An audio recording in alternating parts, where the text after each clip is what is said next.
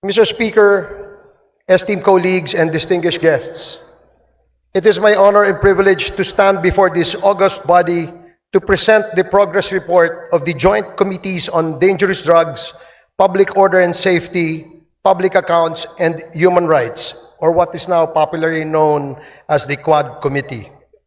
This report is not merely an account of our work, Mr. Speaker. It is a solemn commitment to uncovering the truth, upholding justice, and crafting meaningful legislative solutions to address the scourges of illegal drug proliferation, unlawful land acquisition by foreigners, crimes linked to Philippine offshore gaming operators or POGOs, and extrajudicial killings. The formation of the Quad Committee was inevitable. The House of Representatives, under the leadership of Speaker Martin Romualdez, recognized the complexities of these issues required a united and comprehensive approach. Thus, through House Resolution number 1880, the Quad Committee was brought to life. What began as a separate investigations by individual committees soon uncovered a web of interconnections, a Pandora's box of crimes and abuses that tested the very foundations of our institutions. One of the most alarming discoveries stemmed from a routine investigation into the 3.9 billion drug bust in San Jose, Malino, Mexico, Pampanga. The probe unearthed the illicit operations of Empire 999, a company owned by foreign nationals masquerading as Filipino citizens. This led to the revelations of massive illegal land acquisitions involving hundreds of hectares of agricultural lands in direct violation of our Constitution. It further exposed suspicious ties between local government officials and foreign syndicates, pointing to corruption and systemic exploitation. Mr. Speaker, our inquiry delved deeper into the operations of these entities and uncovered an even more sinister reality. Their connections to the illegal drug trade and organized crime activities facilitated by POGOs. What was initially presented as a revenue-generating industry has instead become a breeding ground for illegal activities such as human trafficking, money laundering, investment scams, cybercrimes, and even murder. Sa ating investigasyon, Mr. Speaker, ay nakita natin na ang modus operandi ng mga POGOs ay gumamit ng mga Pilipinong dummies bilang mga nominal na may-ari upang magtatag ng mga korporasyon na nagpapahintulot sa mga dayuhan na iwasan ang mga batas na naglilimita sa pagmamay-ari at operasyon sa mga industriya tulad ng gaming at real estate. Ang mga korporasyong ito ay may mga magkakaugnay na layers upang itago ang tunay na pinagmulan ng pondo at pagkakakilanlan ng mga operators na nagpapahirap sa mga otoridad na masubaybayan ang mga iligal na mga aktibidad.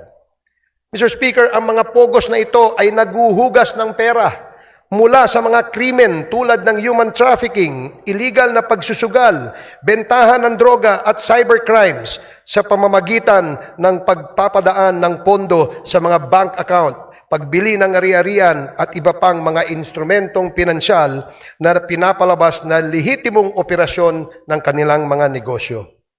Ang ganitong layering ay hindi lamang nagtatago sa iligal na pinagmulan ng pondo, kundi pinapaliit din ang binabayarang buwis at pinoprotektahan ang mga operator mula sa pagkakadiskubre. Mr. Speaker, karaniwang pinapadali ang mga iskim na ito ng mga tiwaling opisyal at empleyado ng ating gobyerno, ng ating mga regulatory agencies at mga institusyong pinansyal kapalit ng suhol na naglalagay sa peligro ng sistema ng batas at pananalapi sa ating bansa.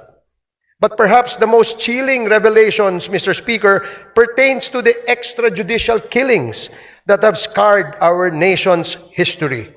The investigations brought to light a harrowing narrative of abuse of power and institutional impunity during the Duterte administration. Witness testimonies corroborated by evidence revealed a system that incentivized the killing of suspected drug personalities, a system modeled after the so-called Davao template and replicated nationwide. Mr. Speaker, this is not merely a report of the past wrongdoings, but a call to action. The Quad Committee has responded by filing concrete legislative measures aimed at addressing the gaps in our legal framework. Number 1, House Bill number 10986, classifying and penalizing extrajudicial killings as heinous crime while providing reparations for its victims. Number 2, House Bill number 10987, prohibiting all forms of offshore gaming operations in the country with severe penalties for violations. Number 3, House Bill number 11043, allowing civil forfeiture of unlawfully acquired real estate properties by foreign nationals. And number 4, House Bill number 11117, providing for the administrative cancellation of birth certificates fraudulently obtained by foreign nationals.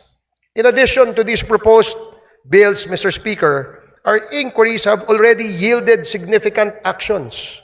Number 1, the Joint Committee inquiry prompted authorities to reopen investigations into the murders of Police General Wesley Barayuga, former Albotra Leyte Mayor Rolando Espinosa, and 3 Chinese nationals killed inside the Davao prison in Penal Farm.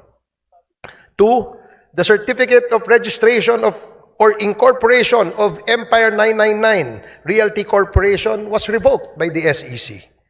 Number 3, the Philippine passport of Mr. Kai Kimeng, also known as Mr. Willie Ong, and Yang Jiazheng, also known as AD Tai Yang, were cancelled by the concerned government agencies. The findings of the Joint Committee led to the filing of legal cases against Go Waping, also known as Alice Leal Go, including charges of human trafficking and graft and corruption. Number 5, the chairperson of the PAOK directed the Anti-Money Laundering Council to file for court-issued freeze orders or provisional asset preservation orders against assets linked to unlawful activities.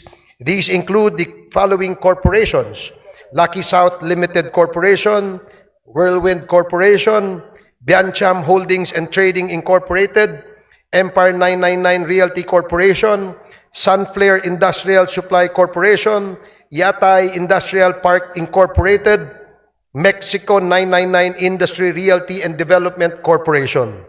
These actions underscore the progress achieved through our investigations in addressing systemic crimes and abuses.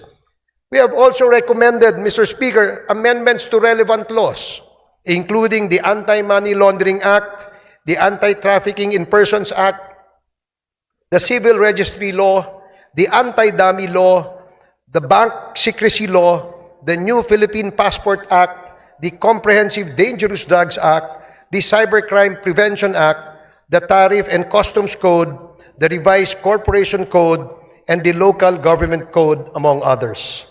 Mr. Speaker, in total, we have recommended at least 30 proposed legislations, and these measures aim to strengthen our legal frameworks and ensure that such abuses and misdeeds are prevented in the future. The Quadcom likewise recommends the filing of appropriate charges against the following. Number 1, personalities linked to the illegal drug trade, particularly those implicated in the seizure of 360 kilograms of shabu in Mexico, Pampanga, Kai Kimeng alias also known as Willie Ong, Yang Jiazheng also known as AD Tai Yang, Mayor Teddy Tumang, and all the incorporators of Empire 999.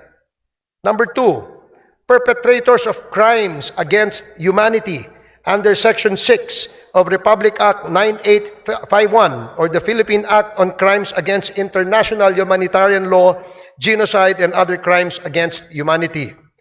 Former President Rodrigo Roa Duterte, Senator Roland Bato de la Rosa, Senator Christopher Lawrence Bongo, former PNP Chief Oscar David Albayalde, former PNP Chief Debold Sinas, Police Colonel Royina Garma, Police Colonel Edilberto Leonardo, and Hermina Muking Espino.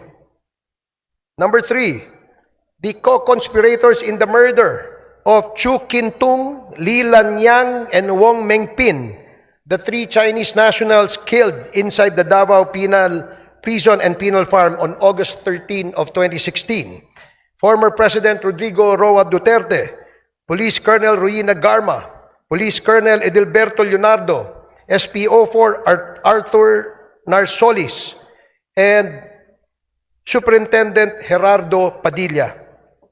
Number 4, individuals involved in the murder of General Wesley Barayuga, Police Colonel Royina Garma, Police Colonel Edilberto Leonardo, Police Lieutenant Colonel Santi Mendoza, former PNP Officer Nelson Mariano, PSMS Jeremy Tox Kausapin, and 1 alias Loloy. Moreover, Mr. Speaker, further investigations should be conducted against, but not limited to, the following individuals.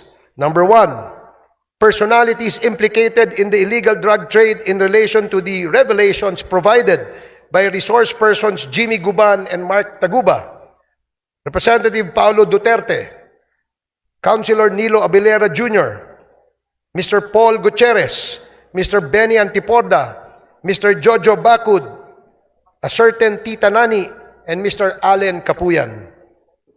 Number 2, personalities identified to be involved in the illegal drug trade during the course of the legislative hearings: Hong Ming Yang, also known as Michael Yang; Wei Xiong Lin, also known as Alan Lim; Charlie Tan, and Mr. Sammy Uy.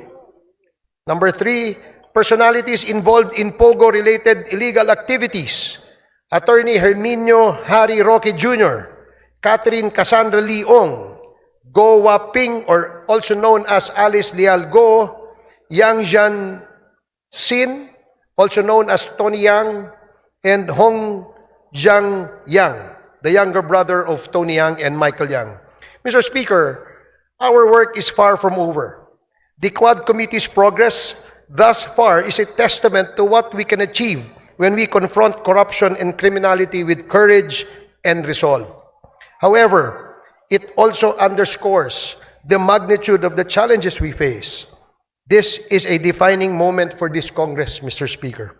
It is an opportunity to uphold the rule of law, protect our nation's sovereignty, and deliver justice to those who have been wronged. I urge my fellow legislators to give this report the attention it deserves and to support the proposed measures that will ensure these injustices are never repeated. Together, let us take the necessary steps to restore faith in our institutions and reaffirm our commitment to the Filipino people. Maraming salamat and Merry Christmas, Mr. Speaker. Thank you very much.